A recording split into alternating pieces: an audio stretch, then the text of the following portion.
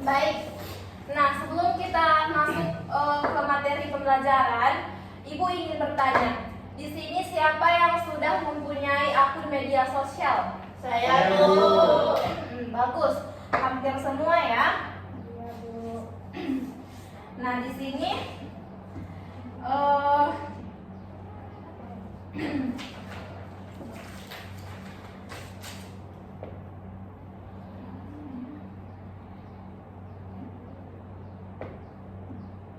Nah, di sini menurut kalian media sosial lebih banyak memberikan manfaat atau dampak negatif? Manfaat, Bu. Negatif, Bu. Baik, hari ini kita akan membahas teks eksposisi melalui permasalahan tentang media sosial. Nah, tujuan pembelajaran pada hari ini adalah kalian mampu mengidentifikasikan fakta dan argumen yang menyusun kerangka teks eksposisi serta menyampaikan pendapat melalui debat. Oke. Jadi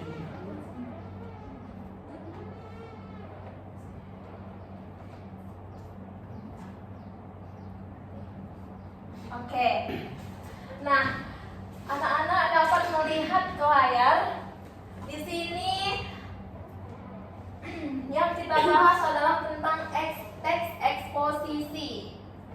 Nah, adapun pengertian teks eksposisi adalah teks yang berisi penjelasan atau paparan mengenai suatu informasi, gagasan atau pendapat secara logis dan objektif untuk menambah wawasan pembaca.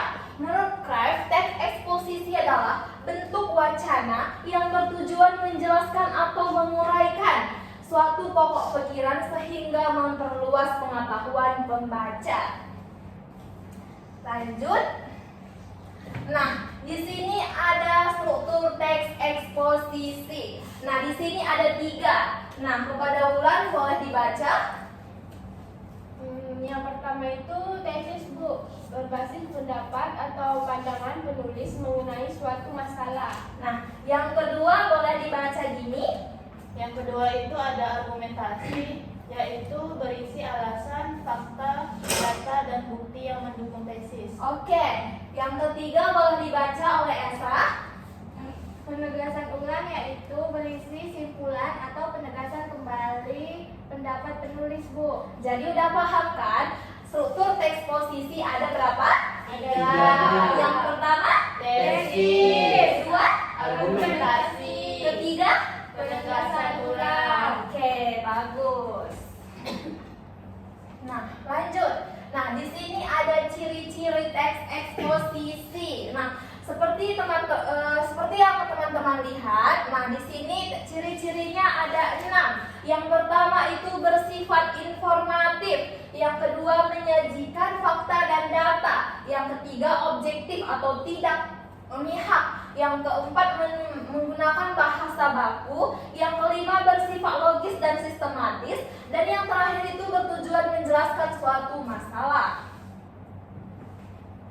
Baik, di sini kesimpulannya. Jadi, teks eksposisi adalah bertujuan menjelaskan informasi yang logis dan objektif. Nah, yang kedua itu struktur teks eksposisi terdiri atas tesis, argumentasi, dan penegasan ulang. Dan yang terakhir adalah teks eksposisi didukung oleh fakta yang akurat. Baik anak-anak, di sini ibu telah menampilkan ada 2 gambar. Nah, kira-kira anak-anak dapat menjawab tidak tentang ada permasalahan apa yang ada di dalam gambar tersebut? Saya, Bu. Oke, Bulan silakan. Penggunaan media sosial yang berlebihan oleh pelajar, Bu. Bagus. Ada pendapat lain? Saya, Bu. Oke, Abdi boleh. Media sosial bisa membuat siswa kurang fokus dan mengikuti pembelajaran. Baik, good. Jawabannya benar. Dan apakah media sosial hanya memiliki dampak negatif? Saya, Bu. Kepada Esa?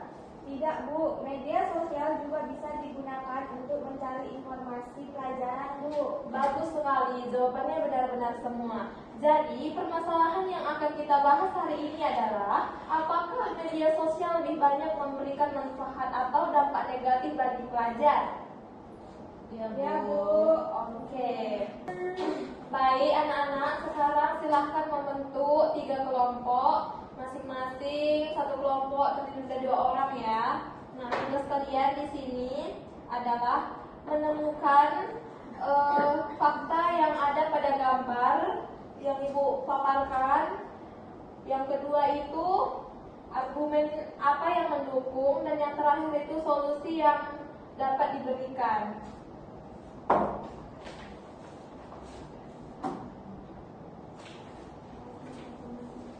Nah, di sini Ibu mau bertanya, apakah ada yang ingin ditanyakan? Tidak, Bu. Baik, jika tidak, masing-masing kelompok silahkan mengambil LKPD-nya ke depan.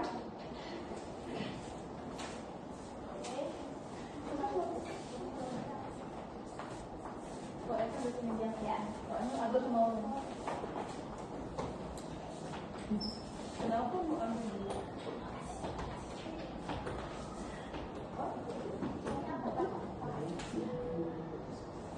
Oke anak-anak, silahkan dimulai diskusinya. Bagi ada yang ingin kurang paham, boleh bertanya.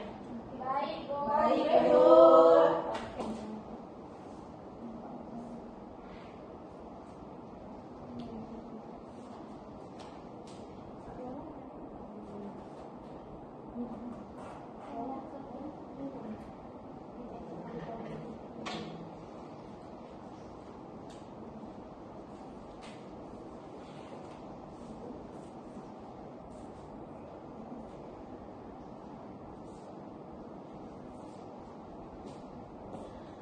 Oke, apakah diskusinya sudah selesai anak-anak? Sudah, Bu.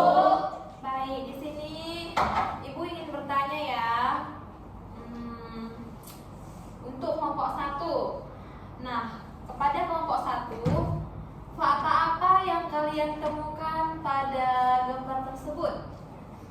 Menurut kelompok kami, fakta yang terdapat pada lembar kerja yang diberikan tadi itu banyak pelajar menggunakan media sosial setiap hari, Bu.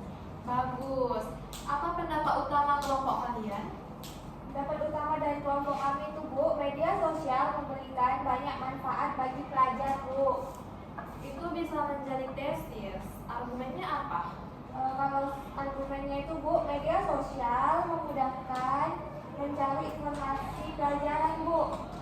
Oke, baik. Tuliskan sebagai argumen pertama ya. Ya, baik, Bu. Oke, kelompok 2 bagaimana? Bisa, Bu. Oke, bagaimana dengan hasil diskusinya? Menurut kami, kelompok kami, media sosial lebih banyak dampak negatifnya, Bu. Saya boleh tahu alasannya? Untuk alasannya, Bu, bisa membuat kecanduan dan mengurangi waktu belajar siswa, Bu. Bagus. Itu bisa menjadi argumentasi kelompok kalian. Nah, baik, kelompok 3 bagaimana? Menurut kami, media sosial memiliki manfaat dan negatif, Bu. Bagus. Lina, apa kesimpulan kelompok kalian? Media sosial harus digunakan secara bijak, Bu. Oke, tepat sekali Aisyah. Nah, baik.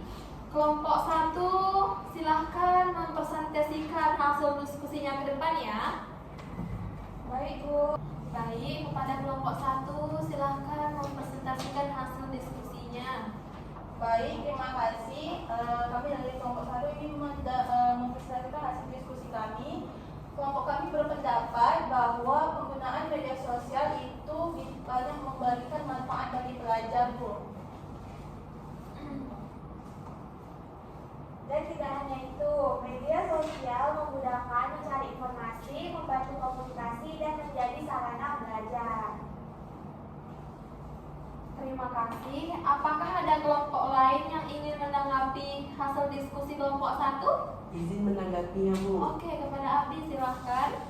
Menurut kelompok kami kurang setuju karena media sosial dapat menyebabkan kecanduan dan menurunkan konsentrasi belajar bagi siswa. Kepada kelompok 1, tanggapannya gimana? Baik, kami dari kelompok 1 setuju dengan adanya dampak negatif dari penggunaan media sosial. Tapi menurut kami, jika media sosial digunakan dengan bijak, maka media sosial juga bisa memberikan banyak manfaat, Bu. Kepada kelompok 3, apakah ada pendapat lain? Nah, menurut kelompok kami Bu, media sosial memiliki manfaat dan dampak negatif Bu. Yang terpenting itu adalah cara penggunaannya. Oke, pada kelompok 1 dipersilakan untuk duduk.